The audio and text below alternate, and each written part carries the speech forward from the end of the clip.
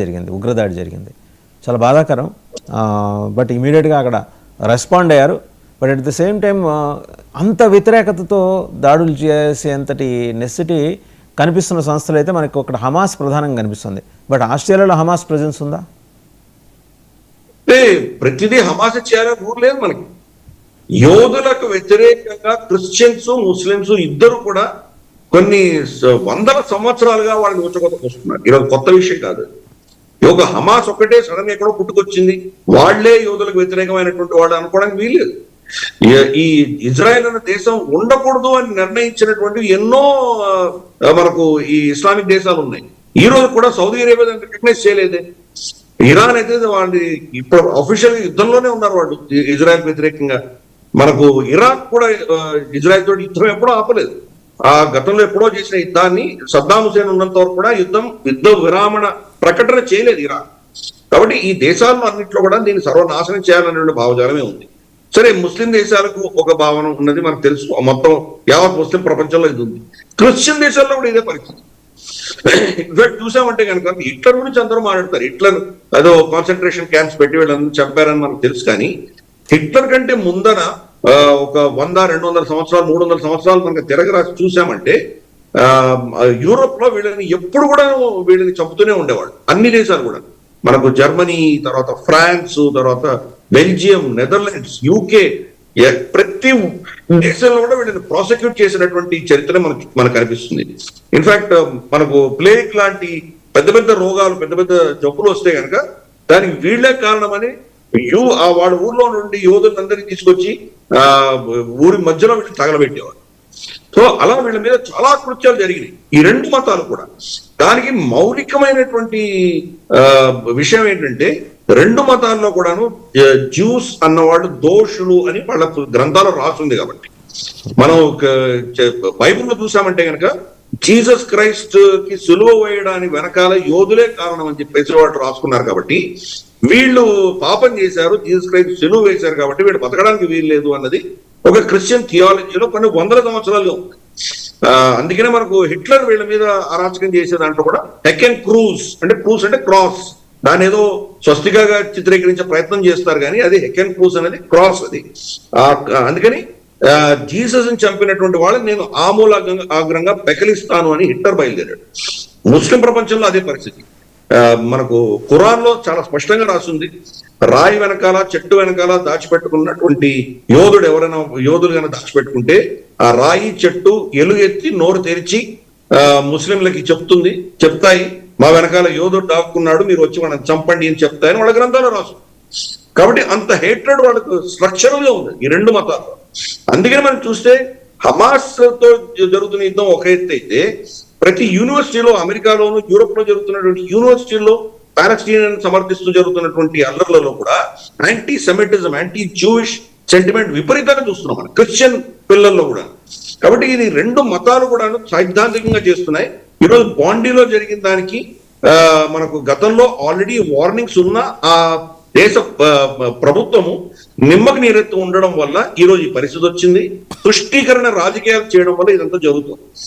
8 October 2023 అంటే మనకు Gaza నుంచి వచ్చి వీళ్ళు 1200 మంది యోధుల్ని పుచ్చకోత కోసి వాళ్ళ స్త్రీల స్తనాలు కట్ చేసి వాళ్ళని ఏడుస్తుంటే రేప్ చేసి చిన్న చిన్న పిల్లల్ని మైక్రోవేవ్ లో పెట్టి తగలబెట్టినటువంటి ఉదంతం జరిగిన మరుసటి రోజు 8వ తారీఖు 8 అక్టోబర్ 2023 ఇదే పాండీ బీచ్ లో పాలస్తీనియన్ ఫ్లాగ్ తీసుకొని వాళ్ళు దాన్ని ఒక చాలా అద్భుతమైనటువంటి ఘటనగా చిత్రీకరించి వాళ్ళు దాన్ని సెలబ్రేట్ చేశారు.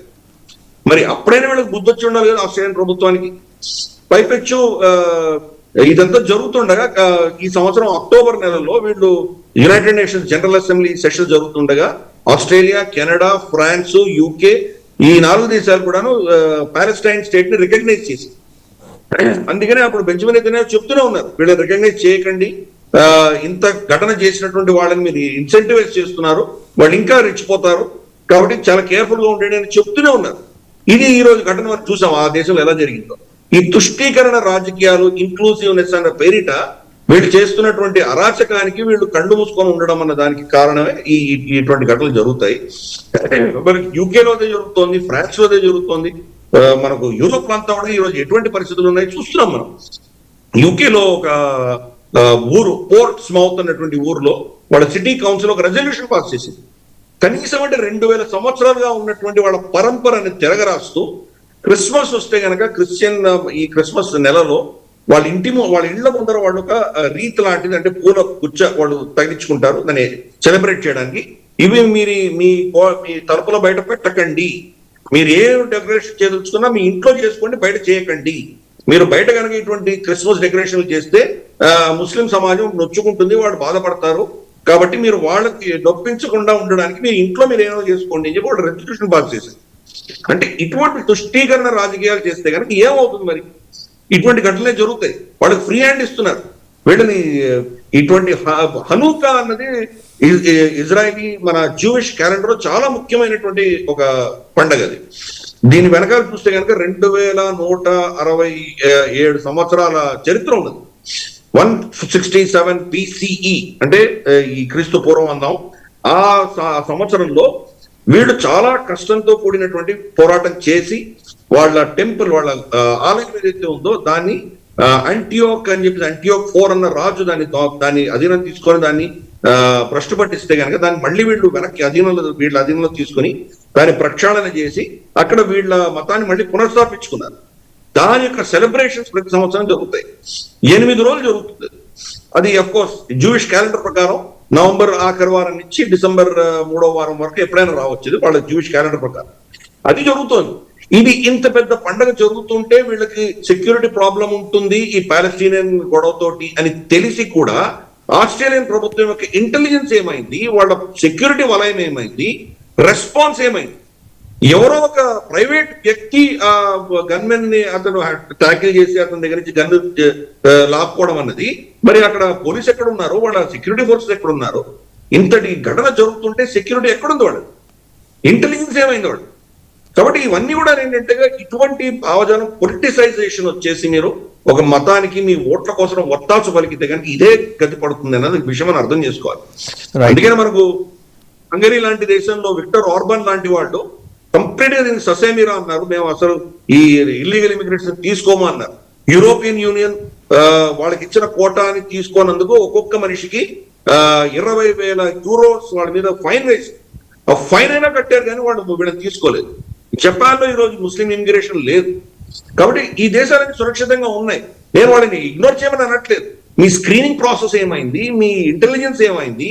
అక్కడ ఒక ఇస్లామిక్ సంస్థ, ఇస్లామిక్ ఆర్గనైజేషన్ ఒక సెమినరీలో ఇతను వచ్చాడు, అది కూడా పాకిస్తానీ చంపినట్టు పరిస్థితి మనకు తెలుస్తోంది. కాబట్టి మరి మీ యొక్క హోల్ సిస్టమ్ లో ఈ యొక్క తుష్టీకరణ రాజకీయాల వల్ల మరి మీ ప్రజలు ఏమవుతున్నారు? ప్లస్ దాంట్లో వల్నరబుల్ సెక్షన్స్, హిందువులు కానీ జ్యూస్ కానీ ఎటు పరిస్థితుల్లో ఉన్నారో చూస్తున్నాం. ఖలిస్తానీ వల్ల మనకు హిందువులు కూడా అక్కడ నష్టపోతున్నారు. ఖలిస్తానీ మూకలు అక్కడ మన గుళ్ళ మీద వాళ్ళు గ్రాఫిటీ రాయడము, అక్కడ ఏదో విధ్వంసం సృష్టించడం, మన పండుగలు ఎత్తుకనక అక్కడ వచ్చి గొడవలు పెట్టడం, ఇవన్నీ కూడా